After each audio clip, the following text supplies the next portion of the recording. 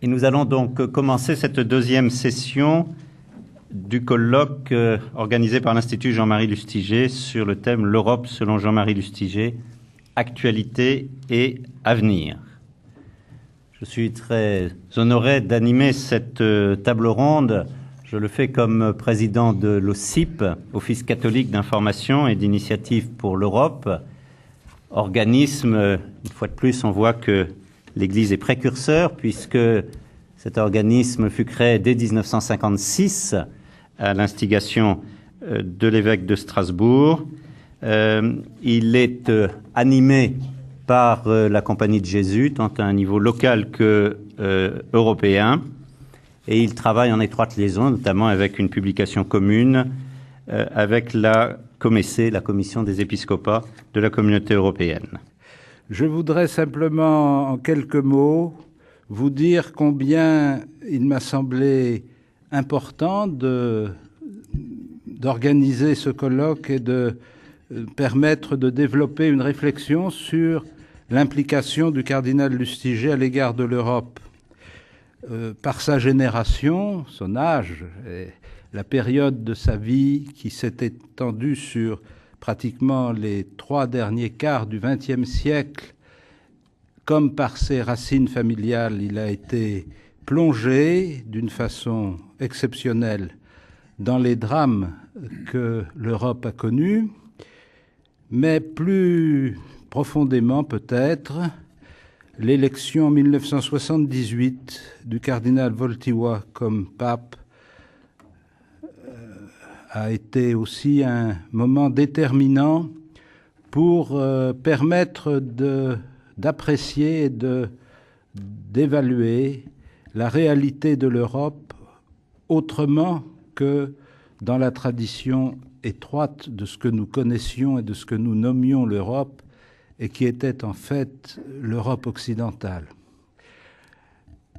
Pour discerner que la partie orientale de l'Europe faisait vraiment corps avec la partie occidentale, il fallait plus qu'une analyse géopolitique, il fallait une vision. Et une vision de l'histoire qui n'était pas simplement une analyse des événements qui s'étaient succédés, mais qui était un acte d'interprétation théologique et spirituelle à l'égard de cette réalité historique. La conjonction, et on peut même dire le rapport de cause à effet, entre l'élection du cardinal Wojtyła comme pape et la nomination du cardinal Lustiger à Paris, ont été un moment fort et concourant de cette lecture qui est une lecture spirituelle et prophétique et non pas simplement une lecture analytique de l'histoire. Je pense que, pour une part, la naissance et le développement de l'Europe telle qu'elle s'est déroulée participe d'une certaine capacité d'utopie et d'une certaine capacité de confiance dans l'avenir. Si bien que là où certains ne voyaient que des arrangements entre les États, des esprits plus inspirés peut-être par la capacité herméneutique de la tradition judéo-chrétienne à l'égard de l'histoire de l'humanité, étaient capables de discerner quelque chose de plus fort et un enjeu plus important. Je crois que c'est ce que le cardinal Lustiger a fait à sa manière et qu'il est bon que nous puissions évoquer les perspectives qu'il a eu l'occasion d'exprimer dans ce domaine, non seulement pour faire mémoire de son œuvre, mais aussi pour investir le patrimoine que cela représente dans une perspective d'avenir comme une ressource pour faire progresser encore non seulement les relations européennes, mais une certaine espérance pour cette Europe qui est la nôtre. Je vous remercie. Merci. Nous avons le plaisir à cette table ronde d'accueillir le cardinal Angelo Scola. Vous êtes docteur en théologie et en philosophie. Vous avez été ordonné prêtre au diocèse de Milan, engagé dans le mouvement Communio e Liberazione. Vous avez été l'un des cofondateurs de la revue Communio en Italie et vous en êtes aujourd'hui, après Hans-Urs von Balthasar et Monseigneur Peter Henriche, le coordinateur international. Vous avez été nommé évêque de Grosseto en 91, recteur de l'Université pontificale du Latran, président de l'Institut Jean-Paul II d'études sur la famille et le mariage. En 2002, vous êtes devenu le patriarche de Venise et vous avez été créé cardinal en 2003. Vous avez également fondé la revue Oasis pour le dialogue entre catholiques et musulmans. Monsieur Jean-Marie Bockel est secrétaire d'État auprès de Madame le ministre d'État, garde des Sceaux, depuis l'année dernière. Vous aviez auparavant occupé les fonctions de secrétaire d'État à la Défense et aux anciens combattants, de secrétaire d'État chargé de la coopération et de la francophonie, de ministre du Commerce et de l'Artisanat et du Tourisme, de secrétaire d'État auprès du ministre du Commerce, de l'Artisanat et du Tourisme. Vous êtes maire de Mulhouse depuis 1989. Vous avez été sénateur du Haut-Rhin, auparavant plusieurs fois député du Haut-Rhin. Et vous êtes avocat au barreau de Mulhouse. Enfin, Monsieur Pierre Morel est représentant spécial de l'Union européenne pour l'Asie centrale et la crise en Géorgie. Vous étiez auparavant ambassadeur de France près le Saint-Siège, auparavant en Chine, auparavant auprès de la Fédération de Russie, et encore auparavant, comme diplomate, vous aviez participé à de nombreuses négociations européennes. Vous participez régulièrement aux rencontres de Sant'Egidio. On parle souvent de processus d'unification européenne et étant ingénieur et ayant appliqué la démarche systémique, chère notamment Edgar Morin, à ma discipline scientifique, je voudrais reprendre cette démarche pour étudier ce processus. Et nous nous interrogeons donc en 3 étapes successives, classiques dans une telle démarche. D'abord sur l'acteur lui-même du processus, les Européens et donc leur identité, puis les leviers pour les différentes étapes du processus, les leviers de progrès, et enfin l'objectif finalement de ce processus et ses enjeux, notamment actuels et pour les années qui viennent. Alors, je passe la parole au cardinal Scola. Cette identité européenne existe-t-elle et comment les peuples européens peuvent en prendre conscience et la défendre? Merci. Éminence, Monsieur le ministre, Madame et Messieurs, on peut commencer pour reconnaître que l'identité européenne a toujours présenté des traits paradoxaux.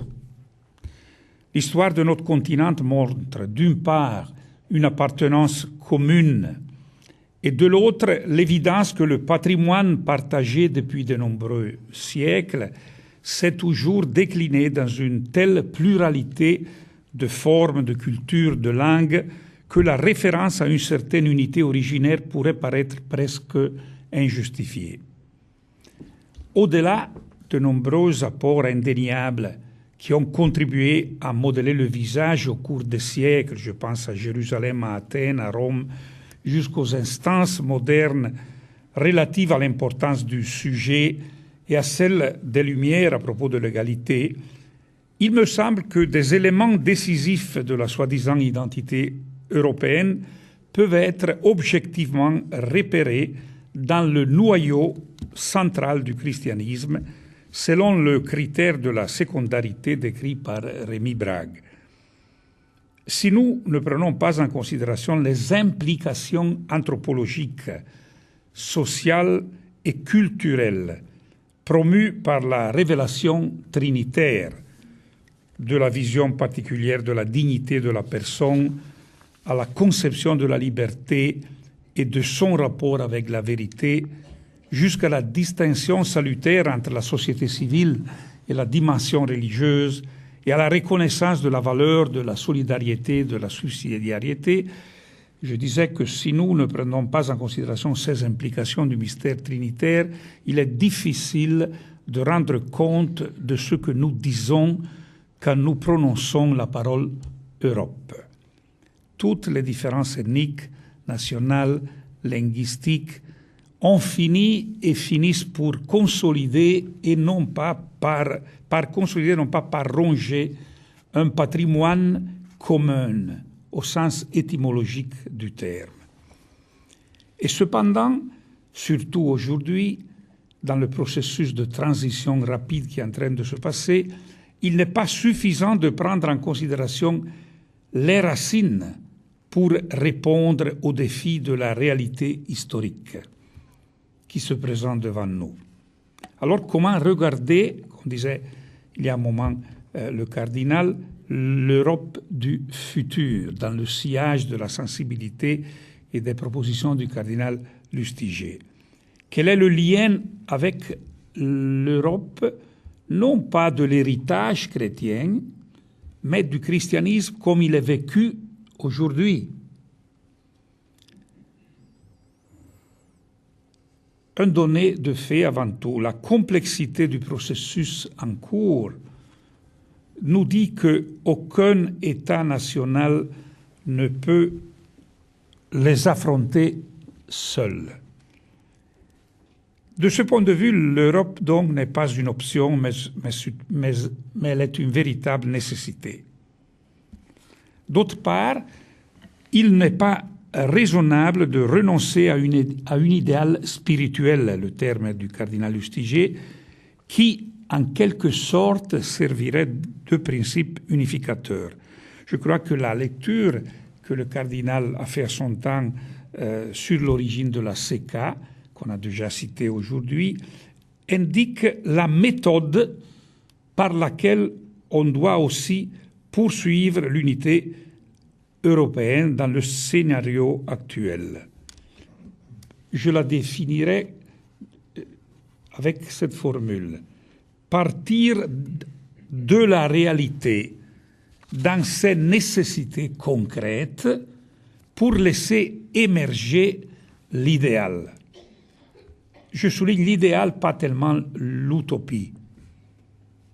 Donc, aujourd'hui encore, sont nécessaires un grand réalisme et des grands idéaux, comme quand il nous semblait y avoir une démesure radicale entre les instruments du charbon et de l'acier et les idéaux de paix et de prospérité de tout continent, mais le charbon et l'acier, comme on a rappelé aujourd'hui, étaient matière première de l'industrie de guerre. À propos des idéaux, le cardinal Lustiger a à plusieurs reprises insisté, comme l'a rappelé aujourd'hui le professeur Marion, sur le fait que pour contribuer à une Europe plurale, les chrétiens devraient montrer l'importance de la relation filiale avec Dieu le Père, qui était inconcevable avant la révélation chrétienne. Benoît XVI lui-même a insisté sur le Quaerere Deum ici au collège des Bernardins. Et en effet, ni la polis grecque, ni la civitas romaine, avec le développement sensationnel du droit qu'elle a réalisé, n'avaient jamais pu considérer la société comme une maison commune. Pour toutes les deux, la dignité de l'homme et sa liberté étaient subordonnées à la reconnaissance de son statut de citoyen. Il manquait la référence à cette origine transcendante et personnelle qui engendre continuellement une unité entre les enfants et régénère continuellement leur liberté. C'est seulement avec le christianisme que la notion de citoyen est intégrée à celle de personne, révélant à l'homme sa pleine identité. Bien sûr, à certaines périodes de l'histoire, l'idée que l'unité de l'Europe s'enracine en Dieu le Père a été vécue plus naturellement. Pensons au rôle des premières universités dans la formation d'une conscience européenne commune. Au cours des siècles, une telle certitude semble s'être progressivement affaiblie. Et pourtant, les hommes qui, dans les années 50, furent capables de renouer les fils brisés du continent dévasté par les deux guerres, l'ont fait dans un réalisme chargé d'idéal, en partant justement de leur origine commune, l'origine avec un O majuscule. Leur action a démontré que le christianisme est crédible en soi et dans sa pertinence publique et sociale. Je crois que dans cette perspective, Monsieur le Président, les chrétiens peuvent témoigner encore aujourd'hui à tous les Européens et aussi aux Européens de demain, ainsi qu'aux non-croyants et aux fidèles des autres religions, de la manière dont le christianisme est capable de contribuer à la vie bonne de nos démocraties procédurales. Étant donné que les mystères chrétiens, s'ils sont vécus, engendrent des implications anthropologiques, sociales, écologiques, que l'on peut proposer à tout le monde parce qu'ils ont une valeur véritablement universelle. Merci, Monsieur le Cardinal. Pour poursuivre notre réflexion sur l'identité européenne, au cœur de l'identité, il y a la culture. Et sans faire état de débats récents mais d'ordre national, nous resterons au niveau européen sur ce débat-là.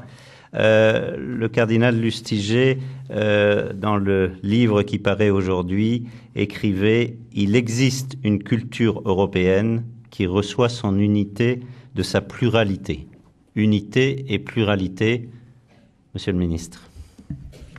Oui, merci beaucoup. Je suis également très heureux de participer, Éminence plurielle, à cette table ronde pour deux raisons. La première, c'est le CIP, vous y faisiez allusion, et mon oncle Pierre Bocal y assistait, y participait, m'en parlait souvent.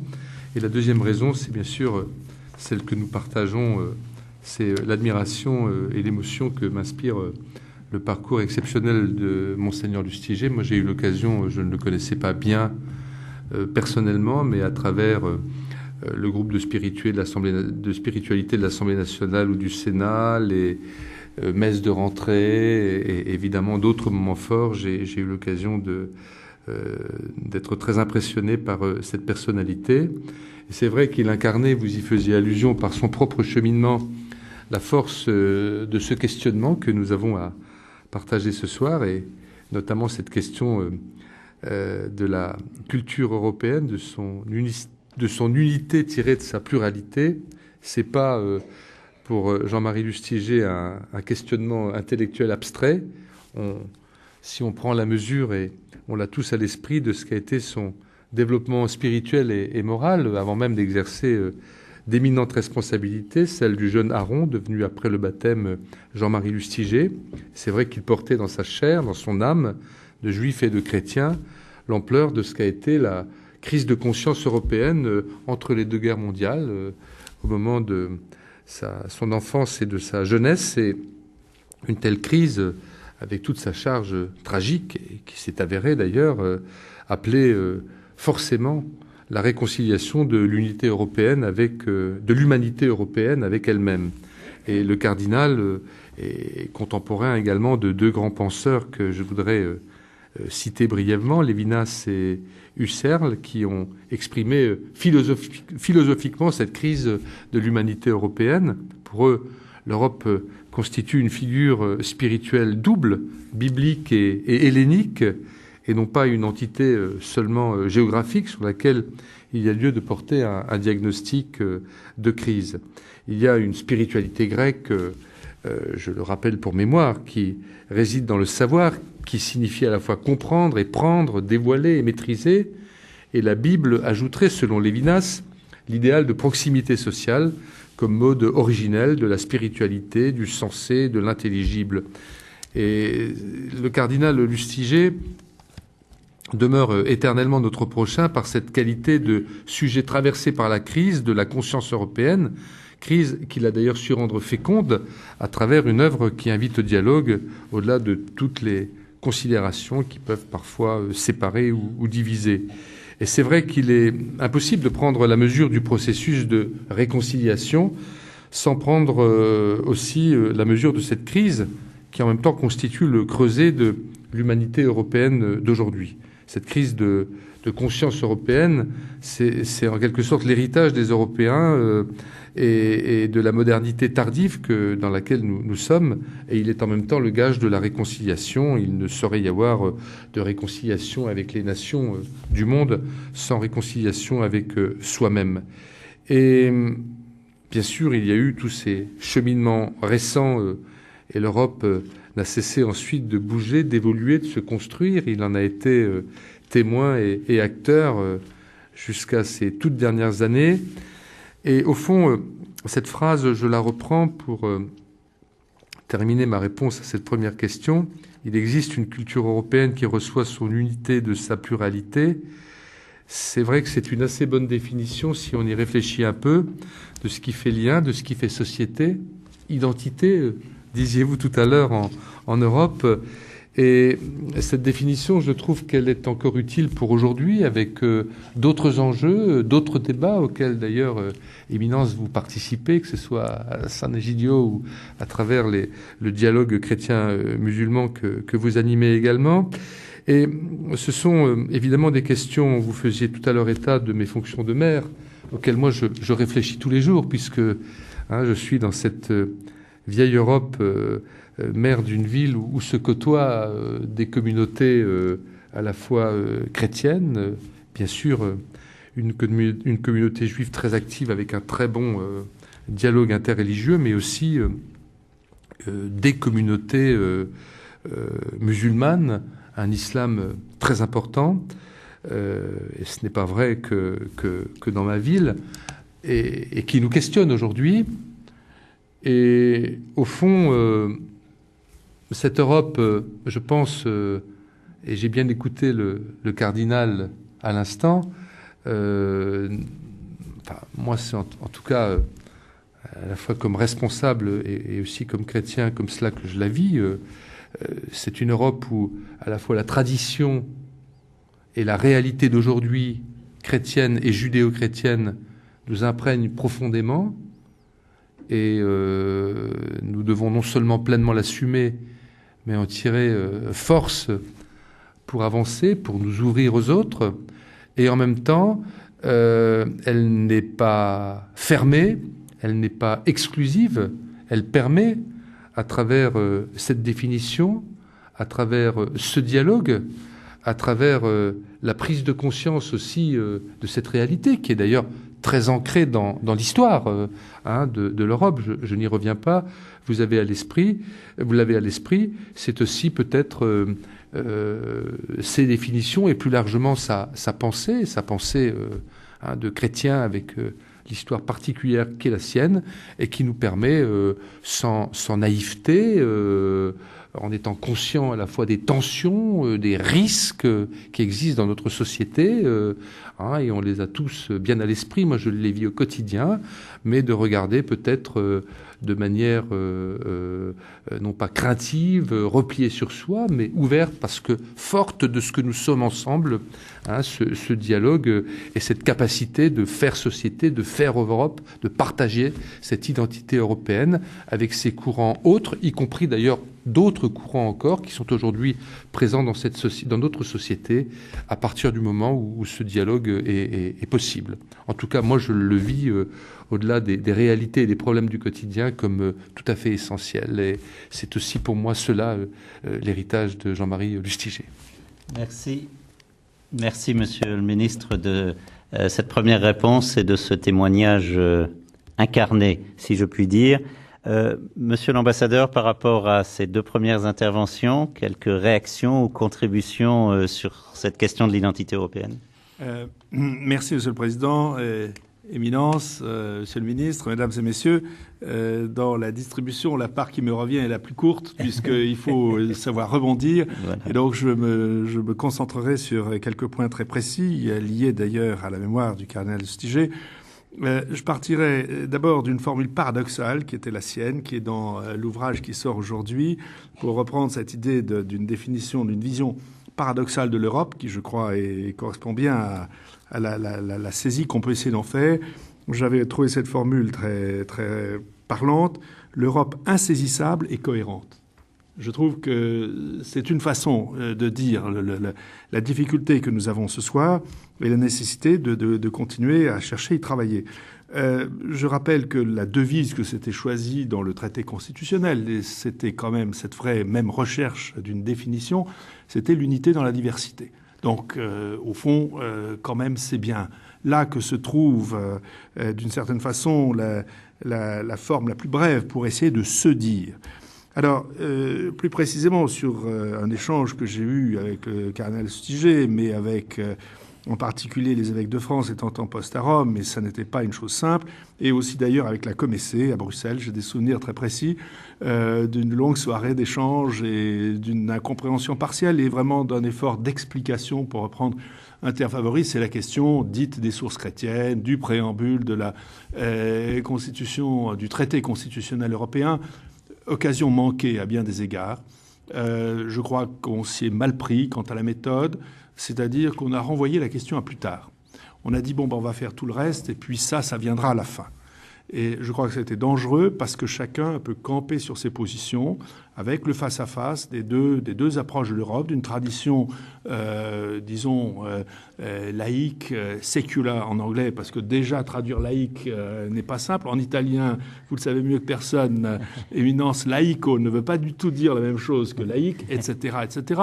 Donc on a déjà de la peine avec les mots, mais et en face, des pays se retrouvant eux-mêmes, retrouvant l'Europe, et non pas une Europe qui s'étend jusqu'à eux. Ils étaient l'Europe, ils le redeviennent pleinement, qui, sous l'effet du changement d'un régime qui avait imposé le silence et la répression sur toute la dimension religieuse, arrivaient avec une volonté de s'affirmer. Je décris ce moment-là comme ce démarrage risqué et finalement contre-productif, comme une tentative pendant plusieurs mois au sein de la Convention européenne d'un concours de beauté spirituelle. Pardon d'employer un terme un peu léger, mais chacun a voulu défendre sa tradition en disant « c'est moi qui sais, c'est nous qui comprenons comment trouver un point d'équilibre, attention, votre démarche, qui que, etc. » Même si l'Allemagne fédérale, d'une façon très compréhensible en 1949, en construisant sa propre constitution, s'était référée à Dieu avec la mémoire de l'Allemagne nazie et évidemment cette volonté de surmonter ce choc et cette expérience redoutable. Donc chacun a sa tradition. Et donc, occasion manquée, mais pas complètement. Et c'est là où je dois aussi souligner quelque chose qui rejoint un peu l'Europe insaisissable et cohérente.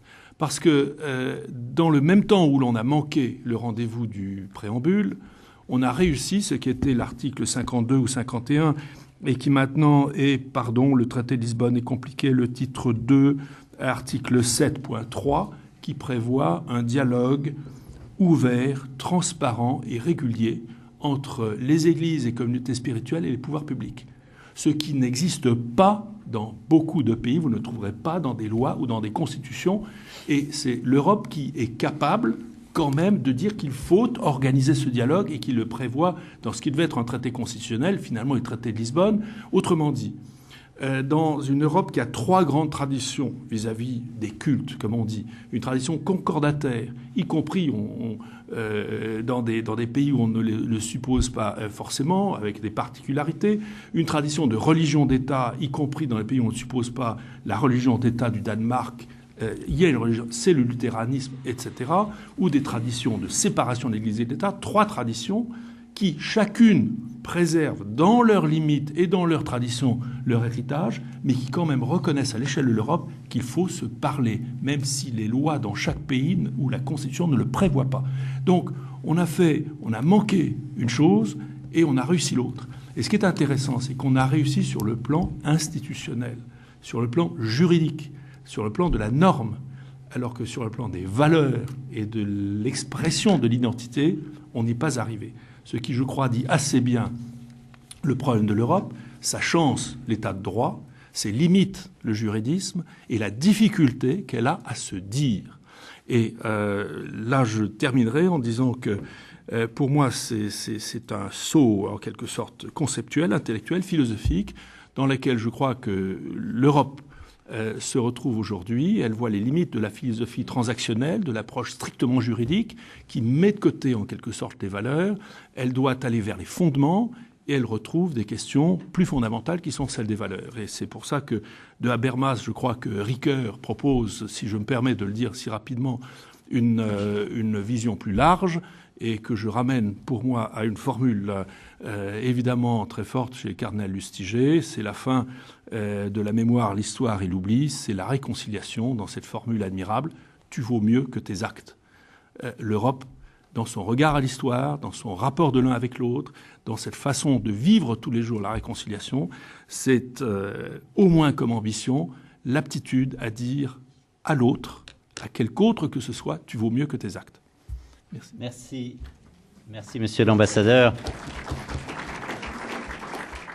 Cette deuxième interrogation portera donc un petit peu sur les leviers de progrès qui portent le projet européen. Et je vais redonner la parole à Jean-Marie Bockel parce que cela fera le lien sur la diversité. Jean-Marie Lustiger disait « L'Europe chrétienne ne peut subsister que si elle continue d'accepter non seulement la diversité, mais le débat et la tension entre ces différentes composantes issues d'une même histoire. » Souvent, les philosophes, en réfléchissant sur les Européens, ont décrit l'Européen comme l'homme éternellement insatisfait et qui, entre guillemets, casse son jouet en permanence, remet en cause ses propres certitudes. C'est sa tension intérieure, c'est aussi la tension entre nos différentes composantes. Monsieur le ministre. Oui, au fond, c'est l'épisode de la tour de Babel. Les hommes créés par Dieu, dit la Genèse, ne parlaient qu'une seule langue et ne formaient qu'une seule communauté. Et puis ensuite, vous connaissez la suite de l'histoire. Hein, les hommes, mus par une ambition déraisonnable, ont voulu prendre la place de Dieu, construire la tour, en tout cas, ou la tour symbolique. Et la réponse, eh bien, ça a été la division des langues, la création des différences, la pluralité avec laquelle nous vivons et qui est aussi une grande richesse et une grande force. Et au fond, ça m'inspire deux remarques pour l'aujourd'hui. Cet appel au débat et à la tension entre les différentes composantes issues d'une même histoire. D'abord, j'y faisais allusion tout à l'heure, c'est une même histoire. Et c'est important de la connaître et, la connaissant, d'en tirer à la fois une certaine modestie. Je veux dire par là que souvent aujourd'hui, nous jugeons très vite des gens, des peuples, des attitudes différentes. Et nous oublions un peu vite le temps, les siècles qui ont amené, à travers l'histoire de cette vieille Europe, notre manière d'aujourd'hui de comprendre, de voir les choses, de nous accepter, de vivre cette différence. Il ne faut jamais l'oublier. Mais au fond, dans cet entre-deux que l'ambassadeur Morel, à l'instant, rappelait fort bien, nous avons à la fois, et nous l'avons vécu, avec notamment le référendum de 2005 dans notre pays, dans d'autres pays, les risques que traverse cette Europe en construction, les erreurs qu'elle a pu porter. Moi, je pense, par exemple, je reviens à la différence que, même si on a pu avoir ce rêve, j'ai pu peut-être l'avoir moi-même, l'Europe ne se construira pas en tout cas dans un temps à horizon visible, contre les États et les États-nations tels qu'ils sont aujourd'hui, et qui, notamment après les crises du nationalisme qu'on évoquait, évidemment, ont changé aussi. Mais, car là aussi, ça serait vouloir faire une sorte de... Enfin, se prendre pour Dieu, vouloir construire une administration considérable, se mêlant de tout, déconnectée de la réalité. Je ne suis pas en train de décrire la réalité, bien entendu. Je ne tomberai pas dans cette facilité. En plus, je ne le pense pas. La réalité est beaucoup plus diverse. Mais au fond, vous voyez, cette crise, ou ces crises politiques récentes que nous avons traversées après d'immenses progrès de l'Europe que tout le monde reconnaît, y compris au niveau de la vie quotidienne des gens, du vivre ensemble, des valeurs partagées, nous a permis de franchir une étape, de faire la part des choses. Et ça a été d'ailleurs l'épisode de Lisbonne simplifiée, qui nous permet quand même de continuer à avancer, à nous ouvrir, à gérer des crises, comme on le voit en ce moment. Et au fond, cette réalité, avec cette dimension de pluralité assumée, de tensions que nous pouvons surmonter, d'histoire dont nous tirons, sinon des leçons, du moins quelques enseignements, eh bien, dans le monde d'aujourd'hui, avec ses dangers, et en même temps son accélération, cette dimension mise encore plus en exergue à la fois par la crise économique, financière, économique et sociale, mais aussi par les enjeux environnementaux, sans parler de toutes les tensions que j'évoquais tout à l'heure. Eh bien, dans ce monde-là, l'Europe ne peut que retrouver son rayonnement. Pas son rayonnement dans un sens impérial ou dominateur, mais son rayonnement dans sa capacité. D'ailleurs, l'Europe est très attendue, beaucoup plus qu'on ne le pense, très sollicitée. C'est un nain politique, dit-on, de moins en moins. Les choses sont en train de changer. Et que ce soit sur les enjeux de régulation, on redécouvre la nécessité de règles du jeu dans tous les domaines, économiques, sociaux, environnementaux, que ce soit sur la question de la guerre et de la paix, que ce soit à travers le trop discret Conseil de l'Europe, mais qui, tout de même, à mon avis, garde toute son influence, toute sa force en matière de respect des droits, et des droits élémentaires, des droits de l'homme.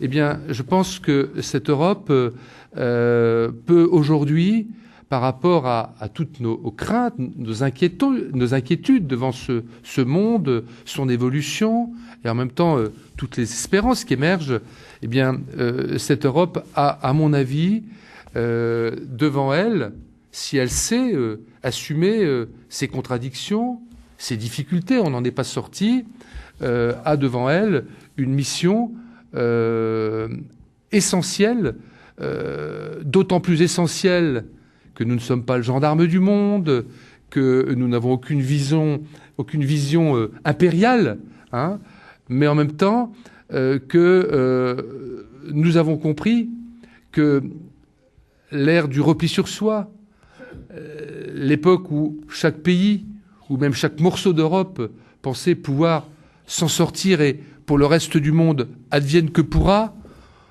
même nos concitoyens ont de manière claire ou diffuse le sentiment que nous sommes tellement interdépendants et que ce qui peut se passer, y compris de bien, mais aussi de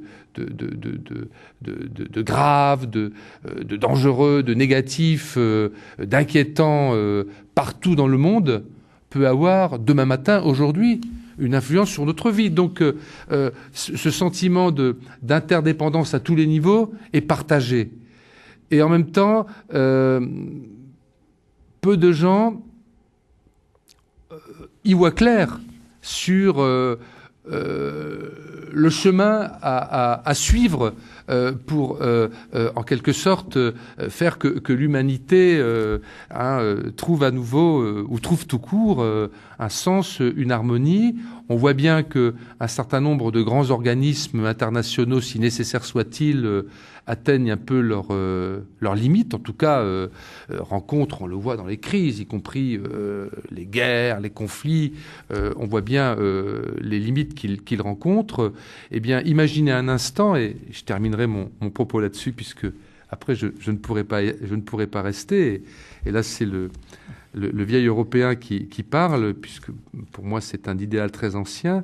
Imaginez un instant que l'Europe forte à la fois ses valeurs, de cette pluralité, de cette expérience, aussi de cette histoire, de ces tragédies, de cet idéal partagé, puisse à nouveau, dans un monde qui en l'espace de 10 ans a radicalement changé, et même depuis le départ du cardinal Lustiger, se sont passées des choses évidemment qui ont bouleversé la planète.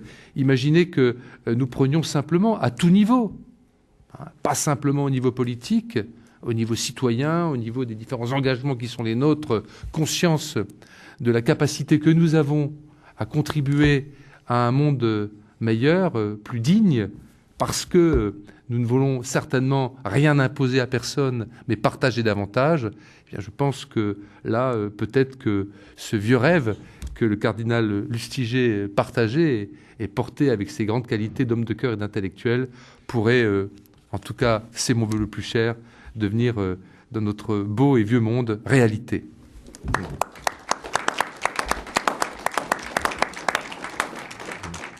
Merci beaucoup, Monsieur le Ministre, d'avoir pris de votre temps pour répondre à ces questions et partager vos convictions européennes que nous connaissons. Simplement, pour ne pas donner le sentiment de faire des caprices, mais un membre du gouvernement est tributaire, et c'est une bonne chose qu'il en soit ainsi en démocratie, des débats parlementaires. D'où l'incertitude quant à l'arrivée et l'obligation de départ. Et c'est la seule raison qui m'oblige à partir, et ne le prenez surtout pas en mauvaise part. Merci.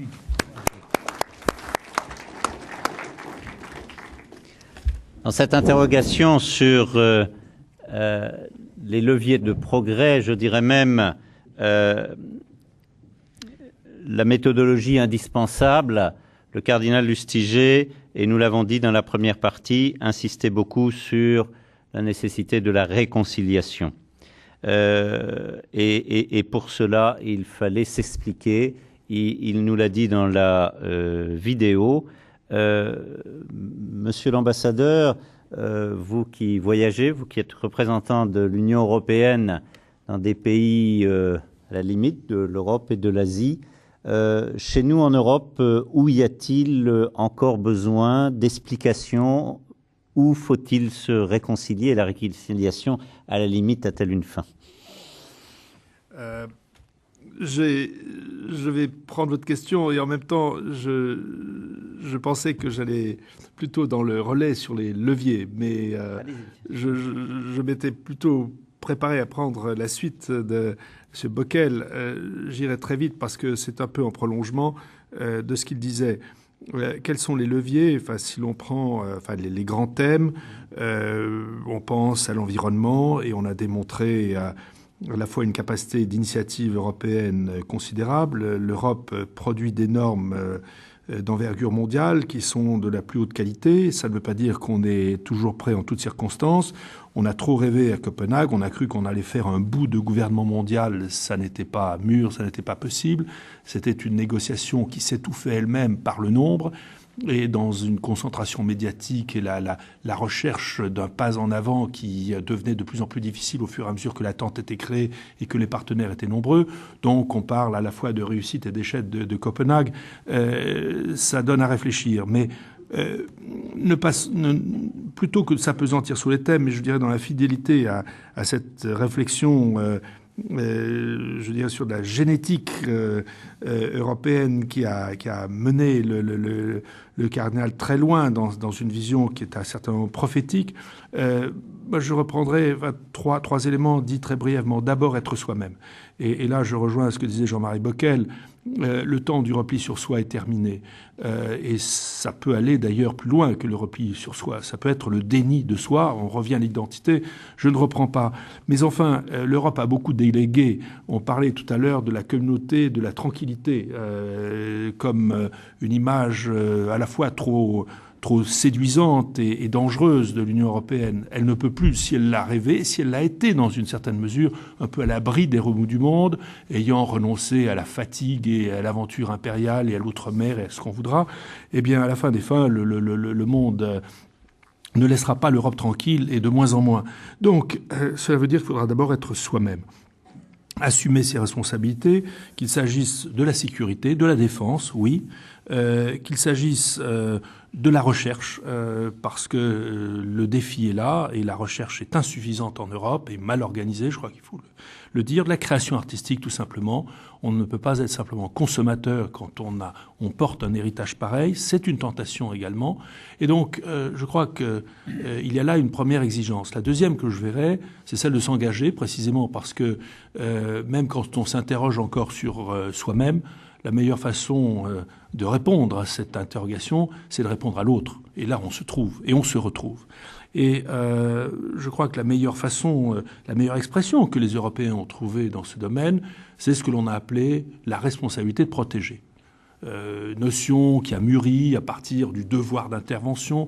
Vous vous souvenez des grands défis humanitaires. Bernard Kouchner a beaucoup fait pour promouvoir cette idée qui maintenant s'est installée et qui évidemment ne veut pas dire qu'on peut aller à la rencontre de tous les défis du monde contemporain, mais il y a sûrement une vocation européenne dans ce domaine. Je crois que Javier Solana, à sa façon, l'a porté, l'a expliqué pendant 10 ans. Il ne s'agit pas de faire la même chose que les diplomaties européennes. Les Quai d'Orsay, les Foreign Office, les Auswärtiges Amt et les Farnesina font très bien leur travail, doivent mieux se combiner, c'est déjà bien engagé, mais il y a quelque chose de spécifique qu'il faut apporter, et c'est vraiment ça relève de cet ordre-là. Et c'est déjà une réalité, comme le rappelait Jean-Marie Bockel, 24 missions en 10 ans d'intervention sur le terrain. J'en connais une très bien, 350 Européens en Géorgie, sur une ligne de séparation où il y a encore des snipers, des attentats, des attaques, et où sans armes, des gendarmes, des carabiniers, ils sont là et essayent de calmer la situation sur le terrain. Je leur ai posé la question, je leur ai dit, mais dans cette situation de risque, au bout de 6 mois, vous maintenez la ligne. Ils ont eu de gros débats, on en a beaucoup parlé à Bruxelles. Ils disent oui. Et je leur ai dit, pourquoi ? Parce que nous ne sommes pas le Rambo numéro 3, numéro 4 ou numéro 5. Nous sommes là pour ramener la vie la plus normale possible dans des communautés en difficulté. Voilà, je crois, quelque chose qui est une façon de s'engager et qui relève de la responsabilité de protéger. Et pourtant, ça ne suffira pas. Et je crois qu'il faut encore aller au-delà dans ces leviers. Et nous retrouvons le cardinal, c'est-à-dire construire un monde pluripolaire. Là, je m'explique. La formule que nous entendons partout, c'est le monde multipolaire. J'avoue que s'agisse du registre multiculturel ou multipolaire, ma première réaction, c'est de dire danger. Parce que quand on dit multi de cette façon-là, ça veut dire qu'on a renoncé à l'aspiration à l'unité. Chacun est dans sa bulle et part de l'idée que l'autre a le droit d'être dans sa bulle et soit dans la sienne. Et donc, c'est tout simplement un renoncement. Il y a un recul vers un monde que, pour moi, dans le jeu des forces internationales, je ne peux qualifier autrement que obésien. C'est du néo-bismarckisme, ça veut dire c'est le chacun pour soi, c'est une multipolarité de combat. Et nous commençons à le voir, et on a commencé à le sentir, entre autres, à Copenhague ou ailleurs. Pluripolaire veut dire que l'on n'a pas renoncé à l'unité. Et je note une formule du cardinal, la pluralité n'est pas la multiplicité. C'est là que se joue la différence. Et c'est là que l'Europe, à un carrefour, part d'un côté et ne part pas de l'autre. Et je crois que cela est vraiment un message et une responsabilité qu'elle doit assumer. Alors, bon, la formule pluripolaire peut interroger. On a parlé de monde interpolaire. Ce qui est sûr, c'est que la recherche d'une communauté internationale en miettes est de plus en plus déstabilisée parce qu'il n'y a plus cette sorte d'ordre de fait inconfortable, mais est-ouest, qui fait qu'il y a la droite, la gauche, le noir, le blanc, et chacun s'y retrouve bien installé dans son camp. On n'est plus dans cette logique-là, mais il ne faut pas perdre pour autant l'aspiration à l'unité de la communauté internationale, du bien commun, de la logique d'interdépendance, et je crois que l'Europe peut porter ce message-là. Alors voilà les leviers que je verrai. Où faut-il encore s'expliquer ? Je m'arrête là parce que ce serait un autre sujet. Merci, monsieur l'ambassadeur.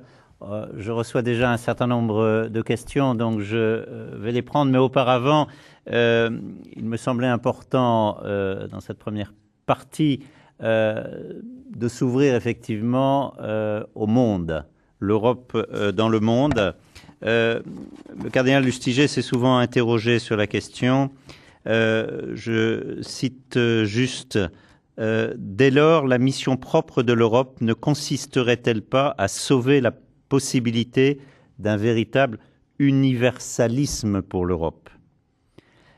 Nous, Européens, devons comprendre que l'universalisation de notre héritage n'est pas une victoire ou l'affirmation d'une supériorité, mais un service qui nous permet de travailler à la construction d'une communauté humaine vraiment universelle. Monsieur le cardinal, l'Europe est-elle cette étape vers cette communauté humaine mondiale ? Je veux commencer avant tout en reprenant pour un instant le thème de la pluriformité dans l'unité. Je préfère mettre la question pluriformité avant, disons, et de la viser à l'intérieur de l'unité, parce que si l'unité n'est pas au commencement, ne reviendrait jamais. Donc on ne fait pas l'unité à partir de la pluriformité, mais on vit la pluriformité à l'intérieur de l'unité. Qu'est-ce qui nous a appris à vivre ça ? Ça a été historiquement l'introduction du mystère de l'unitrinité de Dieu dans l'histoire de l'Europe. Parce que là, on voit le principe de la possibilité de la différence dans l'unité.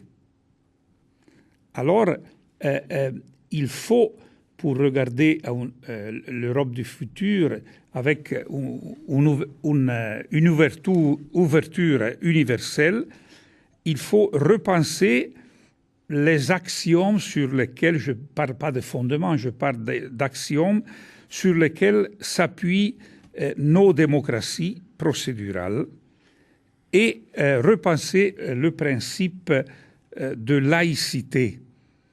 À partir de quoi ? À partir d'une donnée très importante. Maritain, dans son célèbre discours de 1947 à l'UNESCO, observait déjà que ce n'était pas le cas de continuer à discuter sur les différents mondovisions afin de trouver un compromis.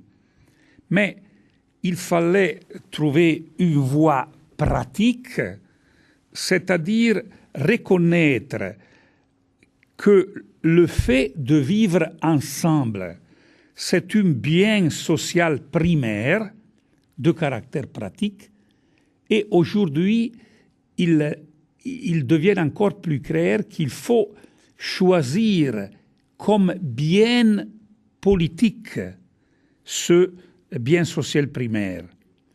Le fait social doit être élevé au rang de bien politique par tous et promu par l'institution. Le bien pratique politique de l'être en société, surtout dans une société plurale comme la nôtre, pourrait constituer l'universel politique que le processus de sécularisation a perdu durant la modernité. Alors, qu'est-ce qu'il faut faire dans le concret pour repenser les axiomes des démocraties procédurales d'aujourd'hui et pour repenser l'idée de laïcité? Il faut songer à une nouvelle laïcité, ne pas se borner aux questions importantes de relations entre Église et État, mais regarder la société civile dans laquelle il y a une pluralité de sujets avec des visions différentes qui doivent vivre ensemble et qui peuvent choisir comme bien politique le fait pratique de vivre ensemble. Et dans une pareille société plurale qui est de tendance très conflictuelle, cette nouvelle laïcité est possible seulement si la société crée les conditions qui garantissent une narration continuelle et une capacité d'écouter l'autre en vue d'une reconnaissance, pour employer le mot très cher à Ricoeur. Donc il faut une narration continuelle en vue d'une reconnaissance qui tende à trouver une possibilité de partage des biens spirituels et matériels qu'on doit vivre ensemble, essayant un compromis, je prends le mot dans son sens profond étymologique, cum promitto, un promettre ensemble au peuple qui est souverain, un compromis qui soit noble, à la fin qu'on puisse véritablement valoriser cette universelle pratique de l'être ensemble comme principe politique. Alors, je pense que de ce point de vue, encore une fois, les chrétiens ont des outils très intéressants qui peuvent être mis dans l'agora publique, en réfléchissant justement sur les implications anthropologiques, sociales et écologiques des mystères de la vie chrétienne. J'ai eu récemment l'occasion de relire un tout bref essai de Romano Guardini qui a un titre évocateur, « Le sens du dogme de Dieu trinitaire pour la vie éthique de la communauté ». Là, il y a dans le dogme trinitaire une implication qui peut véritablement nous aider. Je pense à la relation entre universel et particulier, Église universelle, Église particulière à l'intérieur des expériences, de l'expérience catholique. Qu'est-ce que ça peut devenir comme possibilité d'implication pour bâtir une société? Et à ce propos, je pense que la présence de différentes réalités religieuses dans notre société plurale, et je pense en premier lieu à l'islam, a contribué de manière substantielle avant tout à démontrer combien les prévisions formulées dans les années 70 de l'avenir d'un monde mondain ne sont pas fondées. Et alors, il faut bâtir cette nouvelle vision. Je partage l'idée qu'il faut abandonner le multi. C'est mieux de parler de pluriformité réellement. Et à ce propos, on peut un tout petit peu regarder à ce qui se passe comme différence entre les deux côtés de l'Atlantique. Aux États-Unis, il y a par exemple la présence des évangélicoles qui est en forte croissance, et pas seulement aux États-Unis, au-delà du jugement qu'on peut exprimer sur ces nouvelles réalités. Il est intéressant de relever ici qu'elles sont capables de conjuguer la foi avec une participation active à la vie publique. Mais en Europe, ce n'est pas comme ça. Au contraire, prévaut une attitude qui tend à affirmer que la confrontation publique doit nécessairement faire abstraction de la racine religieuse des convictions personnelles. On veut neutraliser, dans quelque sorte, chaque présence religieuse ou chaque éthique substantielle, mais cela signifie bâtir un terrain qui est comme une nuit dans laquelle toutes les vaches sont noires. Et cela signifie à la fin qu'on oblige, par exemple, les croyants à se comporter comme s'ils étaient athées dans la pratique. Et cela finit par priver la société des ressources importantes. Et je pense au contraire que les religions possèdent la capacité de proposer l'universel de manière concrète, contrairement à ceux qui ont fini par postuler une certaine culture européenne au cours de la modernité, les valeurs ne se donnent jamais de manière abstraite. Pensons au problème de la difficulté de l'éducation aujourd'hui. Ça, c'est le problème le plus grave de l'Europe. Le fait que la chaîne des générations est en train de se casser parce qu'on part toujours des valeurs, mais éduquer, c'est faire l'expérience des valeurs, pas parler des valeurs. Faire l'expérience des valeurs. Deleuze disait, il est un éducateur, pas celui qui dit « fais cela », mais « fais avec moi cela ». Ça, c'est une crise radicale que l'Europe est en train de vivre. Alors, je pense que si on doit repenser à l'intérieur de cette idée de nouvelle laïcité, une subjectivité publique des religions qui les tient évidemment bien distinguées par rapport aux institutions de l'État et aussi bien clairement identifiable à l'intérieur de la société civile elle-même. Je termine tout de suite. Ça sera possible seulement à condition que les religions abandonnent leur auto-interprétation de type privatiste pour créer un espace de confrontation réciproque, publique, mais à l'intérieur de la société civile avec tous les autres mondovisions, en partant du fait qu'on a des biens spirituels et matériels à partager parce qu'on doit vivre ensemble. Merci. L'Europe sécularisée peut-elle encore être ce continent de l'espérance dont parlait Jean-Marie Lustiger?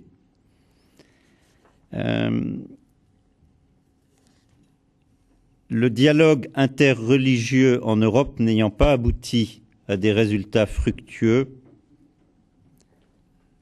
peut-on et doit-on envisager encore une Europe toujours fragmentée dans ses spiritualités? Et toujours sur ces questions, comment oublier la Russie, la Sainte Russie, m'écrit-on, dans le développement du processus européen alors qu'on parle de la Turquie? Donc, n'y a-t-il pas une priorité sur ce plan? Donc, je trouve intéressant, c'est pour ça que je les ai regroupés, en même temps des questions, mais le rôle des religions, on a commencé à en parler, dans ce processus européen, mais finalement, n'y a-t-il pas cette sécularisation qui rend cela d'une certaine façon un peu caduque en allant un peu plus loin que les questions posées? Combien de temps Parce qu'il faut se décider avant tout ça.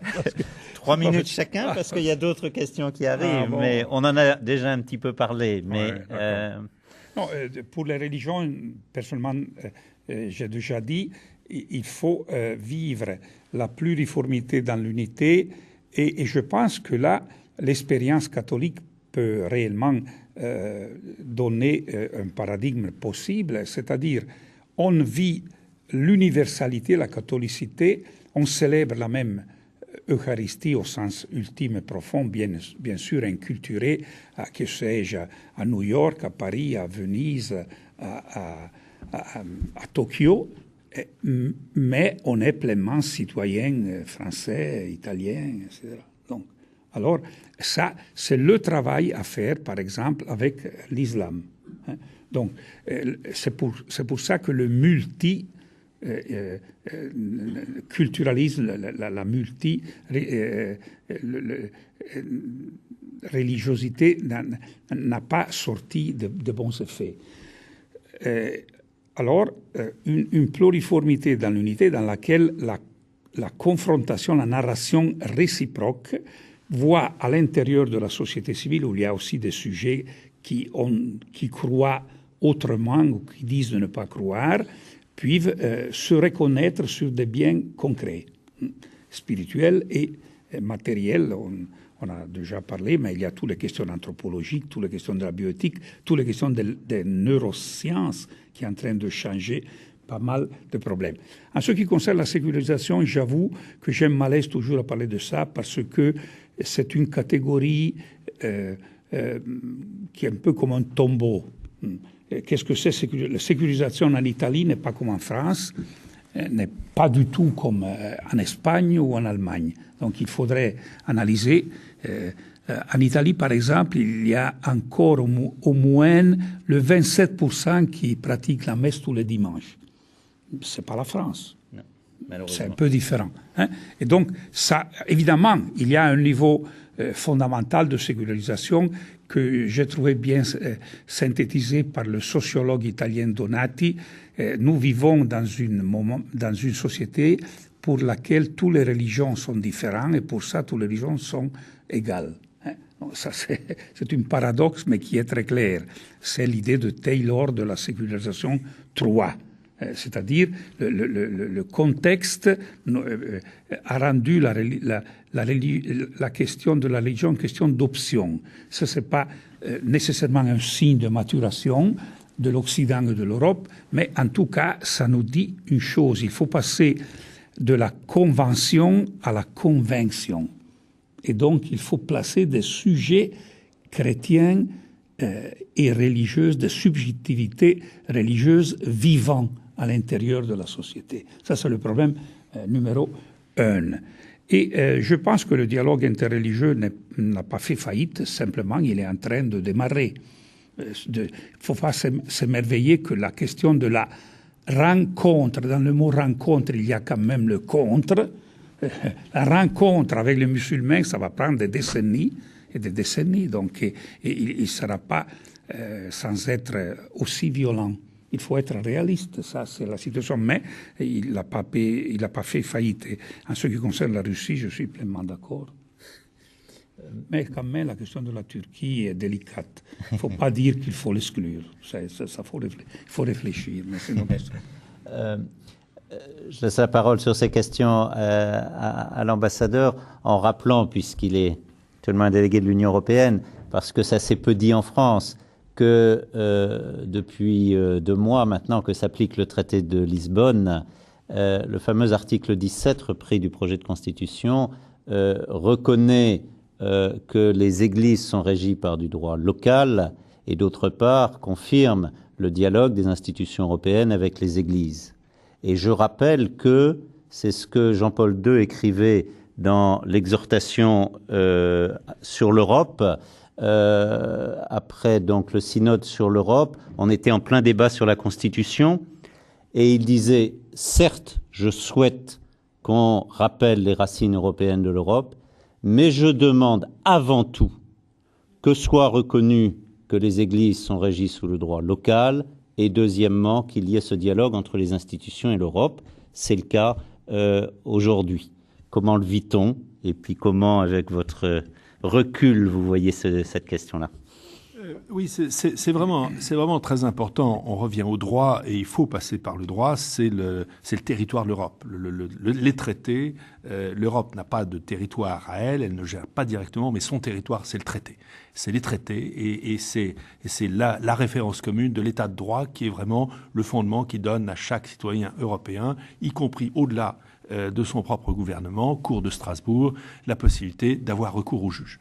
Donc, on est là dans des données fondamentales. Et effectivement, l'un des risques que l'on avait, c'était, dans ce que l'on voit, les entreprises en savent quelque chose avec la Cour de justice de Luxembourg, des normes établies depuis longtemps sont jugées non plus conformes au droit européen, doivent être adaptées, et d'un seul coup, il y a une norme qui était une donnée fondamentale de la vie économique ou de telle dimension de la vie sociale qui disparaît par un effet d'uniformisation et de synthèse des différentes traditions juridiques. Et ça, c'était un vrai risque dont beaucoup étaient conscients dans la dimension religieuse, qui consiste à dire, désolé, c'est plus européen d'avoir la séparation que d'avoir un concordat, donc marchons vers la séparation. Et là, il y a eu une sorte de protection, de garde-fou donnée contre une dérive vers un véritable juridisme et une uniformisation malsaine, il faut le dire, par rapport à la complexité et à la richesse de l'Europe. Et en même temps, c'est ça qui est intéressant, c'est qu'il y a eu un élément de protection et un élément d'invention. Et cette ouverture dans une logique de dialogue. Et là, je crois que, en faisant moins de bruit que sur les sources, on a, par un travail patient, qui ne mobilisait pas cette sorte d'émulation dangereuse où chacun se retire sur ce qu'il estime être le meilleur de lui-même, mais c'est toujours un peu dangereux parce qu'on s'enferme. Là, il y a eu la recherche patiente et dans le respect de l'autre, d'un garde-fou contre le juridisme et la dérive uniformisante. 3 mots très rapidement. Continent de l'espérance. C'est très intéressant parce que la formule du cardinal Lustiger était dans le préambule, certes de façon... l'Europe, cet espace privilégié de l'espérance humaine. Belle formule, trop belle formule sans doute, on se faisait peut-être un peu plaisir. Et là, on en revient aux propos rudes, sévères que Jean-Luc Marion nous a rappelé tout à l'heure de la démarche, je dirais, dérangeante et offensive du cardinal Lustiger. J'imagine que sa réaction aurait été de dire « En êtes-vous digne ? Avez-vous le droit de dire cela après tout ce que vous avez fait ?» J'aurais eu envie de répondre à tout péché miséricorde. On a fait suffisamment, on a traversé suffisamment de drames pour savoir qu'on a touché le fond. Et là, je crois qu'il faut dire que s'il y a une réconciliation franco-allemande à partir d'une histoire tragique franco-allemande, la réconciliation, et ça se fait tous les jours, la réconciliation, c'est pas un jour, c'est pas De Gaulle et Danner aussi magnifique qu'ait été l'occasion à la cathédrale de Reims, c'est tous les jours. Et c'est tous les jours dans les comités à Bruxelles que se pratique la réconciliation européenne.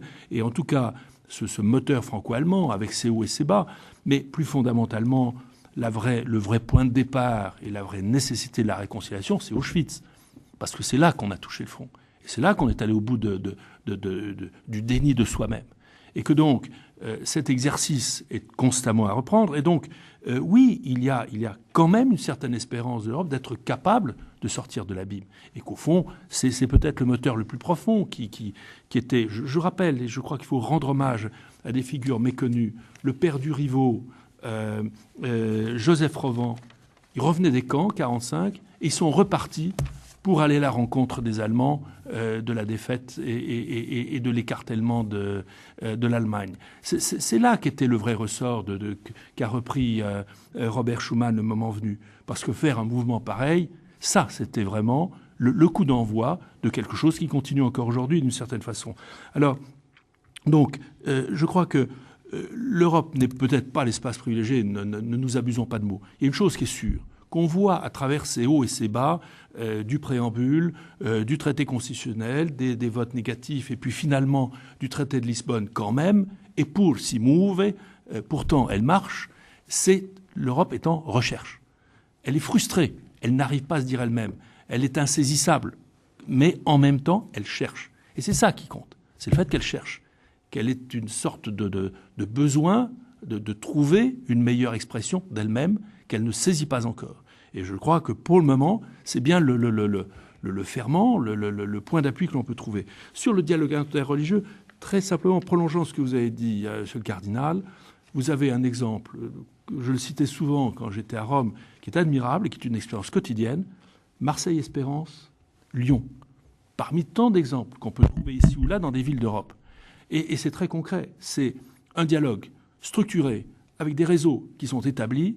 Et le jour de l'offensive la plus dure à Gaza, immédiatement Marseille-Espérance réunissait tous les responsables des communautés parce qu'on savait que c'est comme ça qu'on éviterait les incidents dans les quartiers et les confrontations. Lyon, même chose. En cas d'attentat à Madrid, eh bien, immédiatement, quel est le réflexe de tous les responsables de ces communautés religieuses, en sachant ce que ça implique, c'est de se réunir.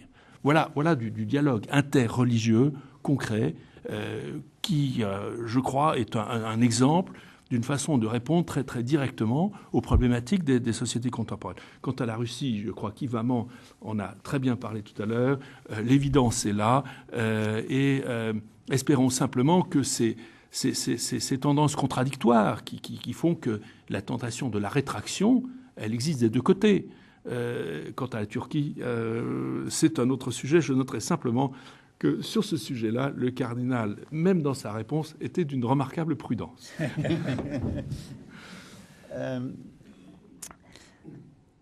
Nous allons aborder un autre point qu'a évoqué, mais sans le développer, déjà le cardinal Scola, disant que c'était au cœur de notre problématique, l'éducation.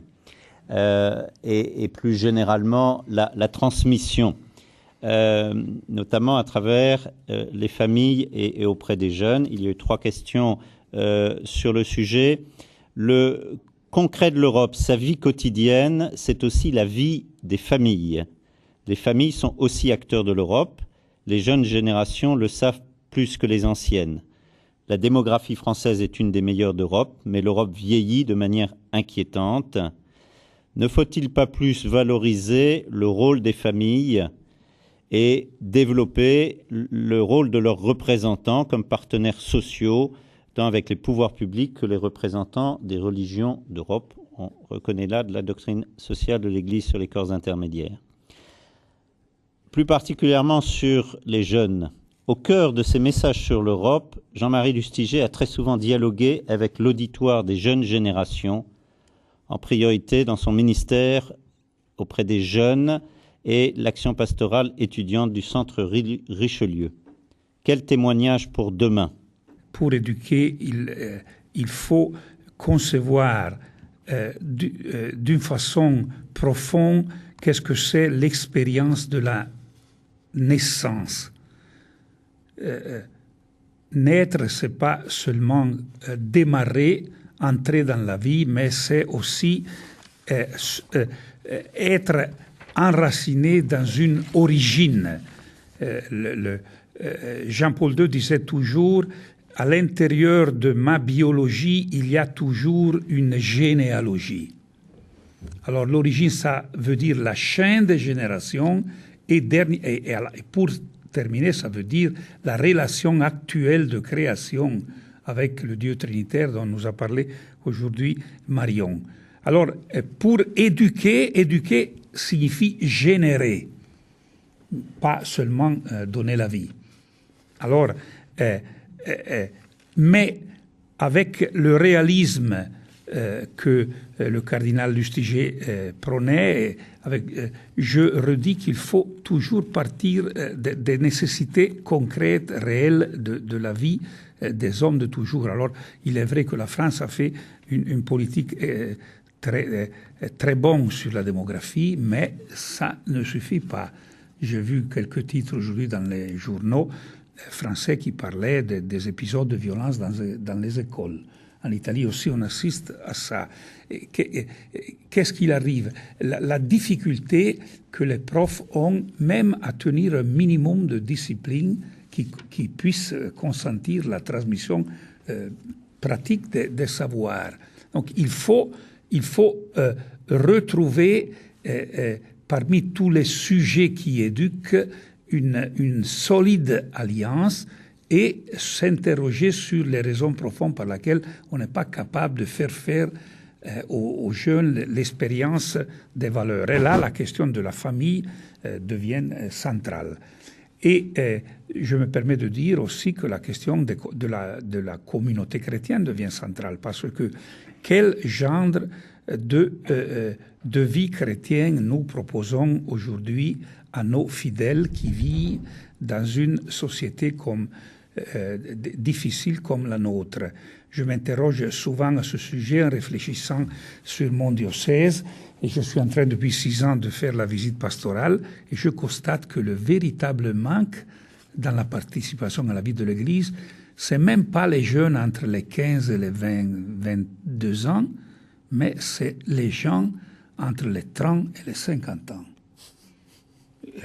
Parce que j'ai l'impression qu'on fait une proposition de vie chrétienne qui est centrée dans le fait pour les retraités et pour les adolescents. Nous ne sommes pas capables de parler à des gens qui doivent mener une vie dure pendant tous les jours. Et donc, on ne parle pas directement, nous qui on est les fils de Dieu, qui s'est incarné, on ne parle pas aux expériences des affections quotidiennes, aux expériences du travail, du repos, qui constituent d'ailleurs l'expérience élémentaire de l'homme et qui est commune à tous les hommes de toute la famille humaine, au-delà des ethnies, des cultures, des religions, etc. C'est sur cette expérience élémentaire qu'on doit se rencontrer. Et ça, on peut reprendre la question du nihilisme dont Marion parlait aujourd'hui et reproposer une nouvelle idée de rationalité en liaison avec l'esprit. Et donc, dans cette perspective, la famille devient centrale. Je ne crois pas qu'il y a une crise de la famille aujourd'hui. Il y a une crise du couple aujourd'hui, pas de la famille. Du rapport entre l'homme et la femme, parce que la preuve, c'est le fait que tous veulent faire des familles. Je ne vais pas entrer dans les détails, mais alors, ce n'est pas la crise de la famille, c'est la crise du couple, et donc de la relation homme-femme, et en particulier, je veux dire une chose qui peut-être va un tout petit peu choquer, je crois que Paul VI, dans sa solitude avec humanité, avait prévu ça. C'est-à-dire la nécessité de dépasser l'injuste et radicale discrimination de la femme.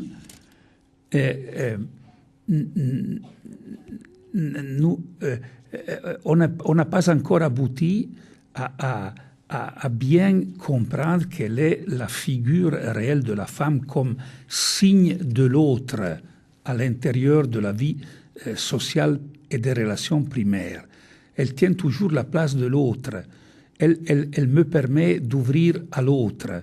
Et je suis très content que, par exemple, en Italie, maintenant, la dernière phase de la réflexion féministe est retournée sur le thème de la différence. J'ai eu l'occasion, la semaine passée, de la régisseure italienne Cavani et d'une autre théorique du féminisme très fameux, la Terragna en Italie, qui ont, comme j'ai écrit quelque chose sur la différence sexuelle, ils ont voulu venir discuter, parler, et j'ai trouvé très intéressant. Elles sont pas chrétiennes, mais disons, mais elles étaient très ouvertes à cette perspective, et c'était un peu étrange, ils cherchaient un cardinal, mais quand même ils l'ont fait, et donc, il faut travailler sur la question homme-femme. Ça, c'était une grande intuition du magistère de Jean-Paul II. Mais tous ces formidables catéchèses sur l'homme, sur la femme, sur le corps humain, sur la sexualité, j'ai dû les travailler, les étudier comme professeur et président de l'Institut pontifical de la famille. Et je sens aussi, parmi les prêtres, les évêques, que tout le monde en parle, mais presque personne les a lus et les a étudiés. Ça, si vous les avez lus, vous comprenez très bien que ça, c'est la vérité, la réalité, en effet. Donc, il faut retourner sur ça, et donc, à partir de là, retourner sur la question de la famille, avec réalisme, sur la question, alors, de l'éducation à l'amour, depuis le début de l'adolescence. Il faut démarrer tout de suite. Il ne faut pas faire de l'éducation artificielle comme on fait souvent dans nos paroisses. Il faut affronter les questions réelles parce que les petites filles déjà posent ces problèmes, les garçons posent ces problèmes. Et alors, ça, je crois que aussi la question de la participation politique des jeunes pourra trouver dans une perspective d'éducation solide un futur. Oui, je vais terminer sur les questions qui ont été posées. D'abord, on a évoqué les situations démographiques à l'échelle de l'Europe. Vieillissement, il faut appeler les choses par leur nom. Le vieillissement a une contrepartie, c'est l'immigration. Ce sont des places, des situations, des expériences, des besoins à assurer qui font appel à une contribution extérieure. Et donc, il faut qu'on soit capable de développer une politique intelligente de migration et de comprendre que c'est une nécessité pour l'Europe et non pas un danger. Alors, à partir de là, c'est évidemment difficile à construire. C'est une question qui est très directement posée aux responsables politiques. Sous la présidence française, on a adopté un pacte européen sur la migration et l'asile. Il y a eu de longs débats, mais à la fin des fins, on a essayé de construire une approche commune, parce que justement, on a bien compris que c'était un défi à l'échelle de l'Europe, qu'on n'allait pas faire sa politique dans son coin, que les situations dramatiques que l'on voit sur les côtes sud de l'Europe ou que l'on voit aux frontières extérieures sont un défi de civilisation, et que donc la dignité de l'Europe pour revenir à l'espérance humaine. Qu'est-ce que l'espérance humaine si, dans le même temps, on est incapable de répondre à une attente qui est une expérience fondamentale? Et il serait peut-être temps de se souvenir que le premier migrant qui est à l'origine de la Bible s'appelle Abraham. Et donc, c'est quand même quelque chose qui peut nous rappeler une expérience humaine fondamentale. Alors, deuxième point, les faiblesses de l'éducation, la crise de l'éducation. J'ai envie de dire honneur au savoir, honneur à la recherche. Si vraiment on a le sentiment qu'il y a un besoin et qu'il y a une crise, eh bien, on prend les moyens qu'il faut, en passant par les budgets, en passant par la reconnaissance d'une fonction qui a été incontestablement dévalorisée à travers des décennies. Enfin, c'est une longue histoire de compétition entre une économie marchande et ce qui n'est pas apparemment marchand et qui, pourtant, est la clé de la vie sociale. Je passe, mais enfin, on est obligé de rappeler des évidences comme celle-là, parce que l'arbitrage monétaire, financier, de la vie quotidienne et du statut, à la fin des fins, ça se paye dans la vie collective. La dernière chose, sur le comportement des jeunes, là, il y a un mot qui vient et que l'on a tous à l'esprit, Erasmus, et Dieu sait si dans tout le monde universitaire, c'est devenu une évidence. Et justement, parce que c'est devenu une évidence, c'est aussi simple que le transport en commun, ça va de soi. Et c'est très bien. Mais du coup, pourquoi Erasmus? Pourquoi? C'est pas simplement pour faire de l'échange. Essayer de construire des parcours universitaires européens. On a de très belles expériences. On voit émerger des universités qui étaient modestes ou de second rang et qui finalement sont plus inventives que les autres. Tant mieux et très bien. Il y a un phénomène d'émulation. Et maintenant, je vois en Asie centrale, on développe quelque chose qui s'appelle Erasmus Mundus, puisque on a repris la formule et on propose la même chose et la même expérience. La difficulté, c'est qu'il faut obtenir les visas. Il faut que les familles ne soient pas perçues comme étant du parti de l'étranger, si je puis dire, parce qu'elles ne vont pas dans les universités locales. Donc ça demande un gros travail d'explication. Mais voilà un message européen important. Simplement, encore une fois, Erasmus, pourquoi? Je termine par un élément, puisque c'est évident, il faut regarder vers ce qui n'est pas évident, ou ce qui a été oublié et perdu, que j'appellerais tout simplement le bien commun. Et je milite, j'essaie de le faire... j'ai envie de dire transcourant et transparti avec quelques amis pendant la campagne présidentielle, le service civique obligatoire. Je rappelle, et c'est déjà très bien, que le Sénat vient de voter, c'est dans la navette, un service civique volontaire qui peut déjà être une étape. Et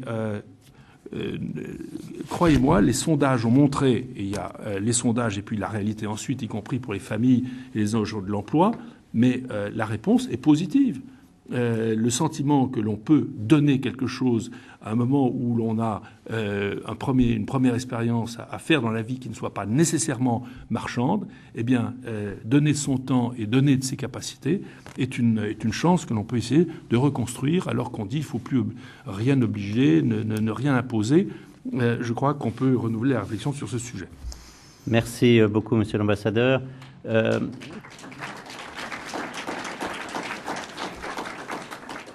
Je voudrais tout d'abord présenter mes excuses à ceux qui ont posé des questions et que nous n'avons pas pu prendre. Notamment dans ces questions, il y en avait une qui rappelait que nous fêtons cette année le 60e anniversaire de la déclaration Robert Schuman du 9 mai 50, acte politique fondateur, majeur. Il y a d'ailleurs peut-être un des enjeux de l'Europe que citait régulièrement le cardinal Lustiger, qui est évidemment la recherche de la paix dont nous avons moins parlé. Tant mieux d'une certaine façon, cela va sans doute plus de soi. Et j'aimerais dans cette conclusion rappeler que Jean-Marie Lustiger aimait très souvent commencer ses conférences, ses propos sur l'Europe en disant qu'avec l'Europe s'amorçait la prophétie d'Isaïe, le glaive sera transformé en soc de charrue, le loup et l'agneau paîtront côte à côte. La deuxième remarque que je voulais faire en reprenant ce que le cardinal Scola nous disait sur la communion dans la pluralité telle que nous, grâce à la révélation, nous avons reçu de la Sainte Trinité. Intervenant très souvent devant des jeunes sur l'engagement politique, j'insiste là-dessus. Depuis Vatican II, c'est quelque chose qui a été énormément travaillé par le regretté père Jean-Yves Calvez, qui est décédé récemment. Il y a analogie entre cette participation politique et comme communion mutuelle et l'image que nous donnent les trois personnes de Dieu. Alors, puisque lors de ses discours à Paris, Benoît XVI a parlé de la symphonie européenne, je voudrais rester dans cette même image en rappelant la vision des trois touches de Saint Ignace.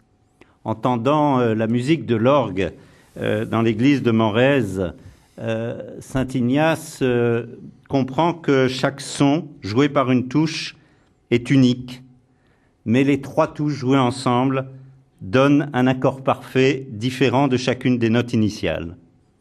Tel est le sens des 12 étoiles du drapeau européen qui nous appellent à la perfection de l'unité, à ce que le cardinal appelait aussi la sainteté. Nous vous remercions. Merci.